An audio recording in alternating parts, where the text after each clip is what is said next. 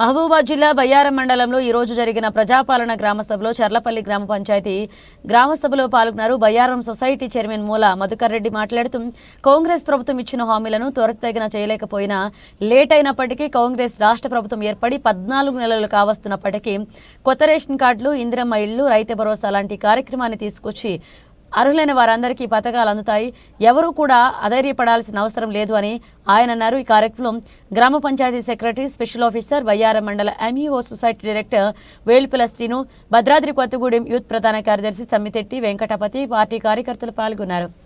Secretary గారు మరి ఈరోజు కార్యక్రమంలో మన మండల స్పెషల్ ఆఫీసర్స్గా నియమించబడినటువంటి వేదిక మీద ఉన్న ఎంఈఓ గారు, ఎండిఓ ఆఫీస్ సూపరింటెండెంట్ గారితో పాటు అగ్రికల్చర్ ఏఈఓ గారు, మన గ్రామస్తులందరికీ కూడా జాఫరాబాద్, చర్లపల్లి, బండ్లకుంట గ్రామస్తులందరికీ కూడా పేరు పేరు నమస్కారాలు తెలియజేసుకుంటూ 14 నెలల క్రితం మీ అందరి ఆశీస్సులతోటి మరి ఈ ప్రాంతాల్లో మార్పు రావాలని మీరు ఏదైతే ఆకాంక్షించారో దానికి అనుగుణంగానే మీరందరూ కూడా గౌరవ ఎమ్మెల్యే గారు కోరం కనకయ్య గారికి మీరు ఓటేయడం జరిగింది.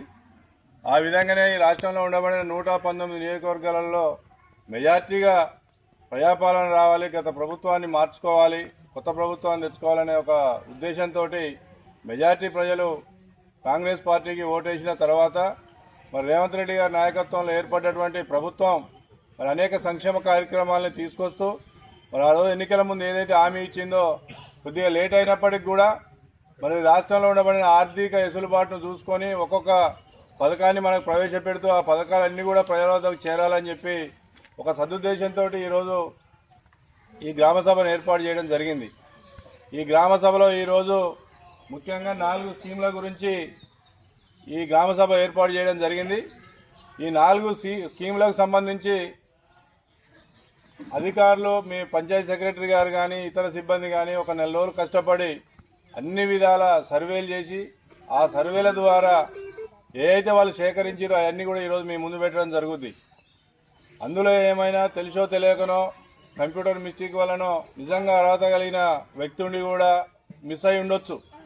దాన్ని మనం తప్పుపెట్టాల్సిన అవసరం లేదు, ఆందోళన చెందాల్సిన అవసరం కూడా లేదు.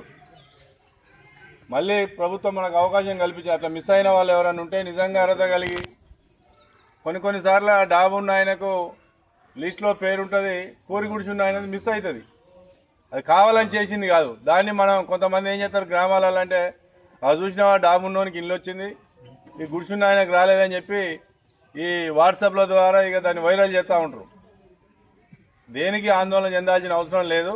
ఏదైనా మిస్టేక్స్ జరిగి ఉంటే, పొరపాట్లు జరిగి ఉంటే వాటిని సరిదిద్దుకునే అవకాశం ఉంది కాబట్టి ప్రజలందరూ కూడా ఆ వైపు ఆలోచించాలని కోరుకుంటూ మరి గౌరవ ఎమ్మెల్యే గారు గతంలో 2014 గెలిచినప్పుడు మరి ఆ రోజు ప్రభుత్వం చిన్న గ్రామ పంచాయతీలను చేయాలన్నప్పుడు ఇలా చెర్లపల్లి మనకి ఇలా గ్రామ పంచాయతీ అయింది అంటే ఇంతకుముందు చెర్లపల్లి కానీ జాఫరాబాద్, బండ్లకుంట ఎడిపోయేటోళ్ళం, పెత్తలగడ్డ పోయేటోళ్ళం,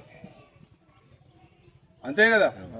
మరి ఆ రోజు గౌరవ ఎమ్మెల్యే గారు పెత్తలగడ్డ పోవడం ఈ గ్రామాల వారికి దూరం అయితేనే ఉద్దేశంతో మన చెర్లపల్లినే గ్రామ పంచాయతీ చేసి మరి 3 గ్రామాలకు సంబంధించిన వ్యక్తుల్నే వార్డు మెంబర్లుగా, సర్పంచ్గా, ఉప సర్పంచ్గా ఎన్నుకునే విధంగా ఆ రోజు గౌరవ ఎమ్మెల్యే కనకయ్య గారే నిర్ణయం తీసుకున్నారు. మరి కనకయ్య గారు ఉన్నప్పుడే మన గ్రామ పంచాయతీ లేదంటే అక్కడ ఉన్నటువంటి హెల్త్ సెంటర్ ఏదైతే ఉందో అది నిరుపయోగంగా ఉందని చెప్పి తాత్కాలికంగా మనం ఆ రోజు గ్రామ పంచాయతీ కూడా అక్కడ మనం ప్రారంభోత్సవం చేసుకోవడం జరిగింది. కొత్త గ్రామ పంచాయతీ కట్టే వరకు తాత్కాలికంగా దాన్ని మనం చేసుకోవడం జరిగింది. మరి కనకయ్య గారు ఉన్నప్పుడే మనకి ఇక్కడ ఒక వాటర్ ట్యాంకును కూడా వారు మంజూరు చేయడం జరిగింది. మరి ఏమనిపించిందో ప్రజలకు ఏందో కానీ జరిగిన ఎన్నికల్లో కనకయ్య గారు ఓడిపోయిన తర్వాత గెలిచిన ఎమ్మెల్యే ఎవరైతే ఉన్నారో వాళ్ళు ఏ ఒక్క పని కూడా చేయలేము మన గ్రామాలలో. కాబట్టి ప్రజలు దాన్ని కూడా గమనించి ఆ రోజు మనం 2600తో ఓడిపోతే ఈసారి 57,000తోని ఆ ఎమ్మెల్యేని ఓడించినటువంటి పరిస్థితి. కాబట్టి కొద్ది రోజులలోనే లోకల్ బాడీ ఎన్నికలు వస్తాయి. కాబట్టి మీరందరూ కూడా ఎటువైపు ప్రయాణం చేస్తే అభివృద్ధి సంక్షేమ పథకాలు మనకు రావాలంటే ప్రభుత్వం వైపు ఉండాలి. లేదు వాటిని మనం జడగొట్టుకోవాలంటే గ్రామాలకు ఎవడెవడో వచ్చి రకరకాల మాటలు చెప్పి వారి యొక్క రాజకీయ ఉనికి కోసం రకరకాల జెండాలతో మన గ్రామాలకు వచ్చి మన మధ్యనే ఐక్యతగా స్వేచ్ఛగా బతికేటువంటి మన ప్రాంతాల్లో మన మధ్యనే స్విచ్ పెట్టేటువంటి కొన్ని పార్టీలు, కొంతమంది వ్యక్తులు కూడా అలాంటి వాళ్ళు ఉంటారు. ఈ 4 సంవత్సరాల కాలంలో మనకి ఏ రాజకీయ పార్టీతోటి కానీ ఏ వ్యక్తులతోటి కానీ సంబంధం లేదు. మనకు ప్రభుత్వం ప్రవేశపెట్టే సంక్షేమ కార్యక్రమాలు ఏవైతే ఉంటాయో అవి మొత్తం కూడా మన దగ్గరికి రావాలంటే ఏకైక మార్గం మన ఎమ్మెల్యే గారు కనకయ్య గారు మాత్రమే. కనకయ్య గారు తెలవకుండా ఏ ఒక్క సంక్షేమ పథకం కూడా బయారం మండలానికి రాదు, బయారం మండలం నుంచి చెర్లపల్లికి రాదు. కాబట్టి మనందరం కూడా ఒకసారి ఆలోచన చేసుకొని ఎమ్మెల్యే గారి నాయకత్వంలోనే ఎమ్మెల్యే గారి వెంటనే మనం ప్రయాణం చేసుకొని ఈ ప్రభుత్వం మరి ప్రభుత్వ పెద్ద అయినటువంటి రేవంత్ రెడ్డి గారి నాయకత్వంలో ఎమ్మెల్యే గారు నడుస్తూ ఉన్నాడు. కాబట్టి మరి ఎమ్మెల్యే గారి నాయకత్వంలో మనందరం కూడా ప్రయాణం చేసి మన గ్రామాల్ని అభివృద్ధి చేసుకోవాలి తప్ప మనకు రాజకీయాలతోటి కానీ జెండాలతోటి కానీ వారి యొక్క వ్యక్తిగత ఎజెండాలతో కానీ మనకు ఎటువంటి అవసరం ఉండదనే విషయాన్ని మనందరం కూడా గమనించాలని తెలియజేసుకుంటూ మరి రేషన్ కార్డులు ఎన్ని వచ్చినా ఇంకేమైనా మిస్ అయినా కూడా మళ్ళీ దరఖాస్తు చేసుకోండి. నిరంతరం ఇవాళ ఒక 20 మంది ఎంతమందికి వచ్చినాయమ్మా? 30 మందికి వచ్చినాయి. ఇంకా 20 మంది కాదు, ఇంకా 30 మంది ఉన్నా కూడా మళ్ళీ దరఖాస్తులు తీసుకుంటారు, మళ్ళీ ఇస్తారు. అయ్యో ఆ 30 మందికే వచ్చినాయి మాకు రాదేమో అని ఆందోళన చెందాల్సిన అవసరం లేదు, రోడ్డు ఎక్కాల్సిన అవసరం కూడా లేదు. మీ ఇంటికే వచ్చి మళ్ళీ దరఖాస్తు ఫామ్ కూడా గవర్నమెంట్ ఇచ్చింది. మీరు జిరాక్స్ సెంటర్ పోయి కొనాల్సిన అవసరం లేదు, మీ సేవా సెంటర్ పోవాల్సిన అవసరం కూడా లేదు. ప్రభుత్వమే మనకు దరఖాస్తులు కూడా ఇచ్చింది. కాబట్టి ఈ 4 రకాల స్కీములకు మొత్తం కూడా ప్రభుత్వమే పూర్తి బాధ్యత తీసుకుంటుంది, ఎమ్మెల్యే గారే పూర్తి బాధ్యత తీసుకుంటాడు. కాబట్టి ప్రజలందరూ కూడా వీటిని సద్వినియోగం చేసుకోవాలని కోరుకుంటూ మరి ఇంకా ఇతర కార్యక్రమాలు కూడా త్వరలోనే రాబోతా ఉన్నాయి. ఇప్పుడు ఈ 4 స్కీములు కూడా 26వ తారీఖు రోజు నాడు రైతు బంధు పైసలు రైతు అకౌంట్లోనే పడతాయి.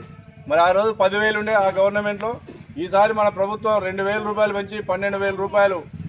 ఆ ప్రభుత్వంలో ఒక పంటకు 5,000, ఇంకో పంటకు 5,000 ఇచ్చేది.